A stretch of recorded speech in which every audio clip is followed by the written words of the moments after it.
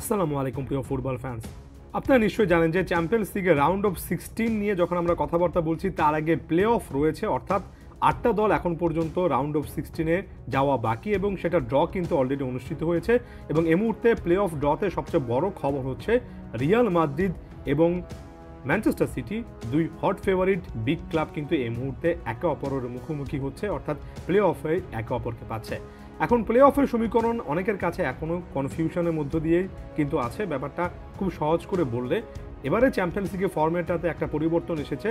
Group পর্বে 8টা match শেষে 1 থেকে 8 নম্বর স্থানে যে দলগুলো রয়েছে তারা সরাসরি রাউন্ড অফ 16-এ কিন্তু আসলে কোয়ালিফাই করেছে।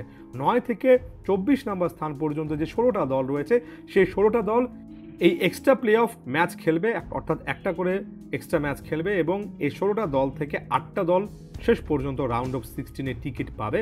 এবং আপনি যদি নির্দিষ্ট করে বলেন, পয়েন্ট টেবিলের দিকে যদি তাকান, 1 থেকে 8 নম্বর স্থানে এই দলগুলোকে রাউন্ড অফ 16-এ অলরেডি দেখা যাচ্ছে এবং 9 থেকে 24 নম্বর দলগুলোর মধ্যে 8টা ফিক্সচার কিন্তু অলরেডি সেট হয়েছে এবং এখানে সব মিলিয়ে এই 8টা দল অর্থাৎ 16টা দল থেকে বিজয়ী 8টা দল পরবর্তী রাউন্ডে যাবে। ব্যাপারটা একেবারে স্ট্রেট ফরওয়ার্ড। এখন সবচেয়ে বড় খবর হচ্ছে প্লে অফে রিয়াল মাদ্রিদ এবং ম্যানচেস্টার সিটি একে অপরের মুখোমুখি হচ্ছে, অর্থাৎ দুটো বিগ ক্লাব যে কোনো একটা বাদ পড়ে যাবে এবং এটা কিন্তু রাউন্ড অফ 16-এর আগে হবে এবং এই প্লে অফে নিশ্চিত করে বলতে পারি এটাই সবচেয়ে বড় খবর।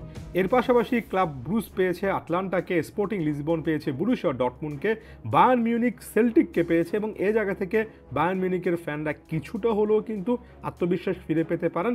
অন্যদিকে জুভেন্টাস বা ইউভেন্তুস পেয়েছে পিএসবি আইন্ডহোভেনকে, এসি মিলান পেয়েছে ফেয়নুর্ডকে এবং প্যারিস সেন্ট জার্মেন তাদের স্বদেশী ক্লাব ব্রেস্টকে পেয়েছে এবং বেনফিকা পর্তুগিজ ক্লাব পেয়েছে ফ্রেঞ্চ ক্লাব মোনাকোকে।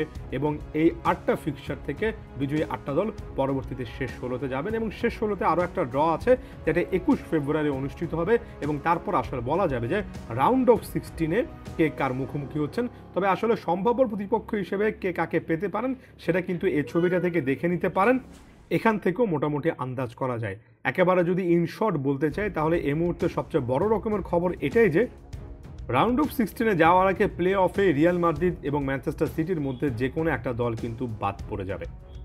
একটু টাইমিংগুলো কিন্তু এখানে বলে দিতে চাই। নকআউট ফেজের এই প্লে অফ ম্যাচগুলো অনুষ্ঠিত হবে বাংলাদেশের সময় অনুযায়ী, কিংবা ওভারঅল ফিক্সচারটাতে বলা আছে 11, 12 এবং 18, 19 ফেব্রুয়ারি 2025-এ এবং রাউন্ড অফ 16 শুরু হবে 4, 5 এবং 11, 12 মার্চ।